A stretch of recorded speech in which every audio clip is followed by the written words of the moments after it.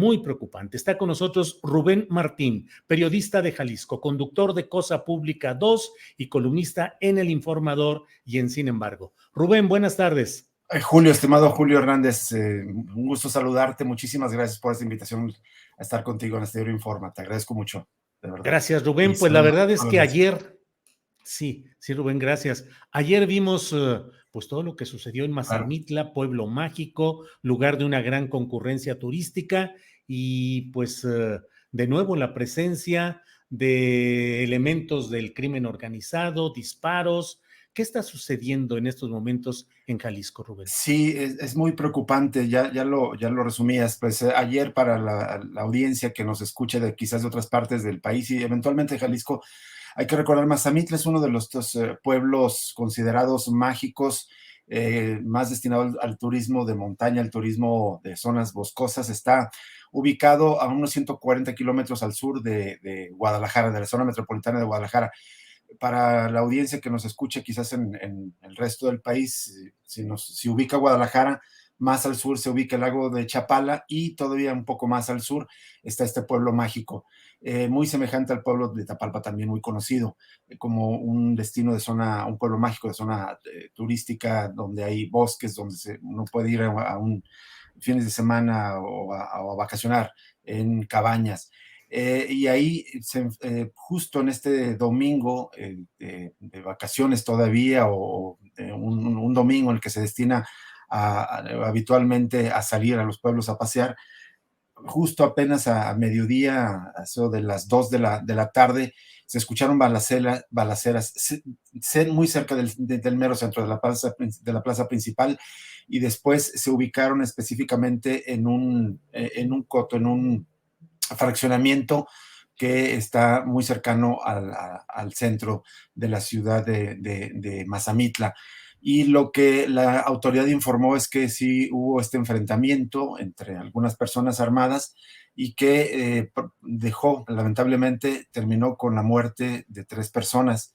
Y lo que se ha especulado, no se ha confirmado, que se trata de una secuela probablemente de enfrentamientos entre Cártel Jalisco Nueva Generación y el cártel que controla la plaza en Michoacán, el cártel predominante en ese estado, que es Cárteles Unidos. Y esto aparentemente estaría relacionado con la masacre que atestiguamos hacia finales del mes de febrero, que ocurrió en San José de Gracia, un poblado en Michoacán, pero que está muy cercano a Mazamitla, apenas a 15 minutos de Mazamitla. Apenas el pasado jueves, el gobierno federal informó de la detención de 13 hombres en municipios cercanos ahí, en Santa María del Oro, La Manzanilla de la Paz y Mazamitla, justamente. Los otros municipios, Santa María del Oro y La Manzanilla, están también muy cercanos, aparentemente a un grupo de sicarios que estaría vinculado al cártel Jalisco Nueva Generación que lidera el Mencho. Entonces, Julio, aparentemente lo que ocurrió ayer es secuela de estos enfrentamientos, y es curioso que apenas hacia 4 horas después de que ocurrieron los hechos, la Fiscalía del Estado de Jalisco informaba de que ya aparentemente las cosas estarían en paz. En un comunicado que emitió el gobierno del Estado ya poco después de las 6 de la tarde, pues indicaba que las cosas ya se habían controlado, que había presencia del gobierno del Estado a través de del fiscal estatal del Estado, de la Coordinación de Seguridad Pública y del secretario de Seguridad Pública. Pero es una zona, Julio, que en los últimos meses se ha vuelto muy delicada en términos de inseguridad. Apenas hace un par de meses el propio presidente municipal de Mazamitla había pedido a la población que no saliera porque había balaceras. Y justamente ayer volvió a hacerlo el alcalde de este municipio de Mazamitla, pedir a la gente que no saliera. Hay que recordar que en la anterior ocasión que hizo esta misma solicitud, le mereció una especie de regaño del gobierno del Estado a través del secretario general de gobierno, Enrique Ibarra Pedrosa. Le pidió que no era una atribución de un gobierno municipal decretar el cese de actividades, incluso que no hubiera actividad escolar. En aquella ocasión ocurrió en medio de la semana, no en fin de semana. Y pues ayer volvió a alertar el alcalde Jorge Magaña de Mazamitla de que la gente no saliera de ese lugar. Y bueno, quizás un apunte que vale la pena recordar es que este hecho, ayer, 1 de mayo del 2012, justamente se cumplen 7 años de uno de los enfrentamientos más importantes entre las fuerzas federales, las fuerzas de seguridad federales, en este caso la Marina, incluso y la Secretaría de Defensa Nacional, con el cártel Jalisco Nueva Generación. Esto ocurrió en el 1 de enero del año 2015, cuando en un intento de detención de quien es el líder del cártel Jalisco Nueva Generación, José Nemesio Oseguera, en Villa Purificación incluso derribaron un helicóptero de la Marina que terminó pues no solamente con el derribo de esta aeronave, sino también con el fallecimiento de al menos 7 integrantes de la Marina y de las fuerzas federales. Y justo a 7 años vuelve a ocurrir este enfrentamiento en una zona que está también hacia el sur del estado, Julio. Rubén Martín, hay quienes dentro del análisis que hacen de lo que está sucediendo en el país hablan de que hay pues una exigencia incluso estadounidense de que se abata, se combata al cártel de Jalisco Nueva Generación y que en ese esquema pues hay una serie de acciones que están tratando de restarle fuerza y restarle movilidad a este grupo. ¿Cómo está ese rejuego de grupos o de intereses en Jalisco, Rubén? Mira, Julio, uno pensaría que en efecto sí hay, digamos, un intento del gobierno federal por tratar de abatir, a pesar de que discursivamente el gobierno de Andrés Manuel López Obrador ha incluso generado polémica con esta supuesta definición de su política en contra del crimen, el crimen organizado de abrazos y no balazos.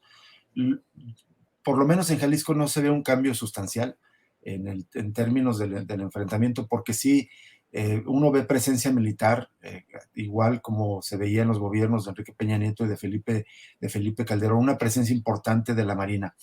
Y en semanas recientes lo que se ha visto son operativos de fuerzas federales, por ejemplo, en Puerto Vallarta, donde incluso hubo un enfrentamiento la semana pasada que terminó con el fallecimiento finalmente de uno de los que se identificó como un integrante importante en esa región del cártel Jalisco Nueva Generación.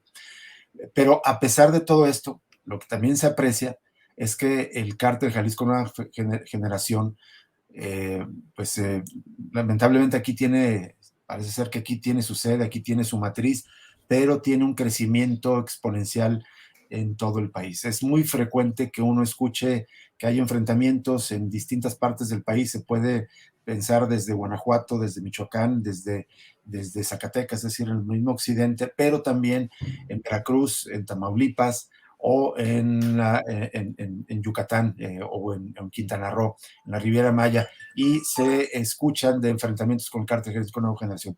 Te digo esto para señalar que a pesar de la supuesta continuación de la política de combate al crimen organizado, lo que uno puede apreciar que esta organización criminal se ha consolidado, se sigue expandiendo y está creciendo.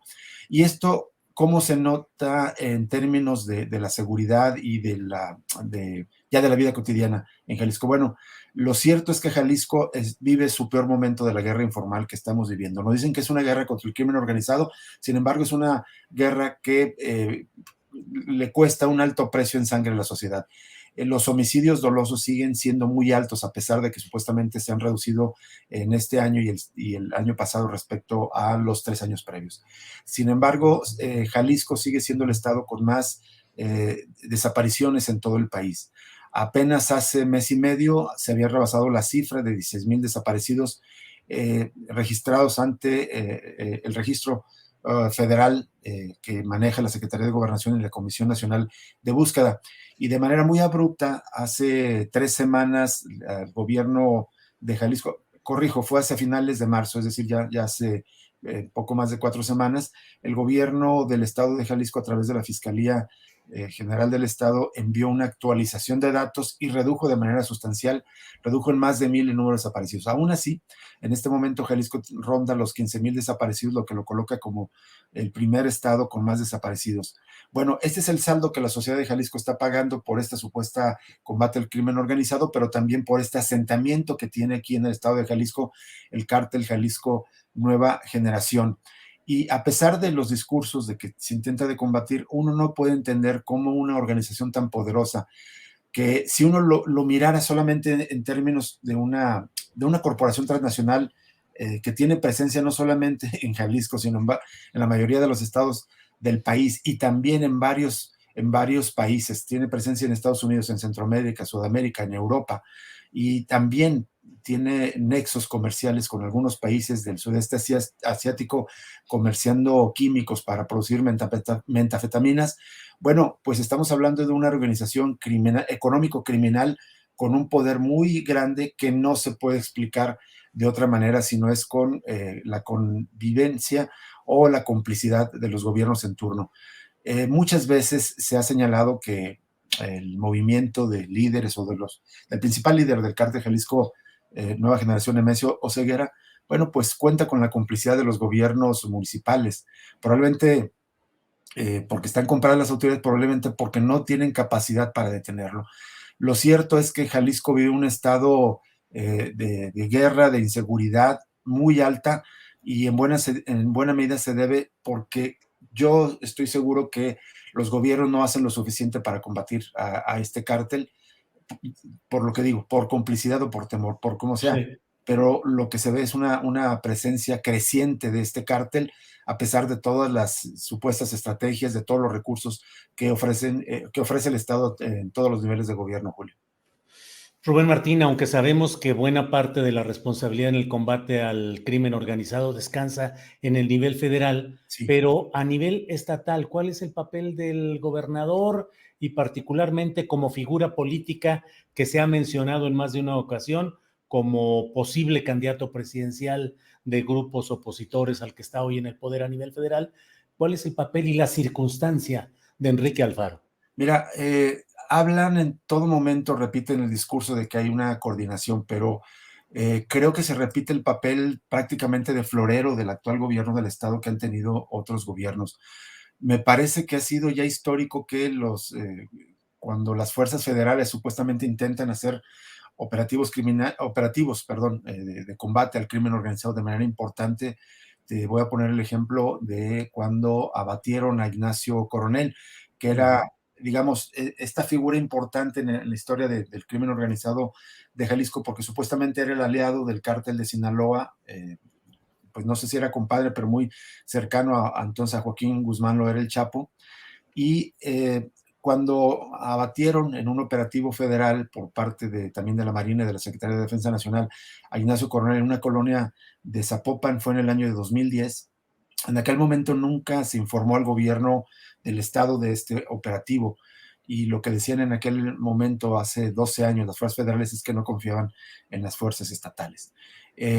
Y creo que se sigue repitiendo la historia. Cuando hay operativos importantes del ejército, de la Marina, no se informa regularmente a las fuerzas estatales. Entonces, te resumo la respuesta a esta pregunta.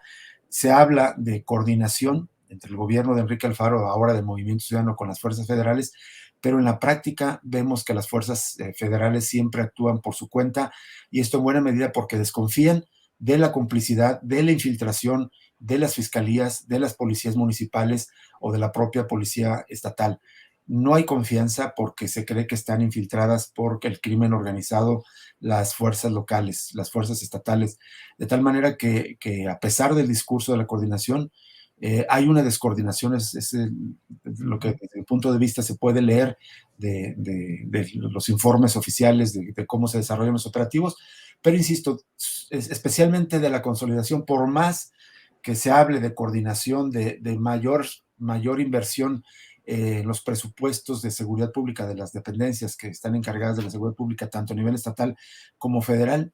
Lo cierto es que lo que uno aprecia en Jalisco es una consolidación de ese cártel predominante en esta plaza y que se expande a otras partes del país y del mundo, y que pues prácticamente son ellos los que deciden. Lamentablemente estamos en una situación, como definía el filósofo de Camerún, Achille Mbembe, de una necropolítica, donde son estas maquinarias de muerte entre el crimen organizado, infiltradas muchas veces por las fuerzas de seguridad pública, quienes deciden quién vive, quién muere, quién puede permanecer en su hogar, quién puede ser levantado o privado ilegalmente de la libertad de su hogar, como lamentablemente hemos tenido muchísimos casos en meses recientes aquí en el estado de Jalisco, estimado Julio. Yo creo que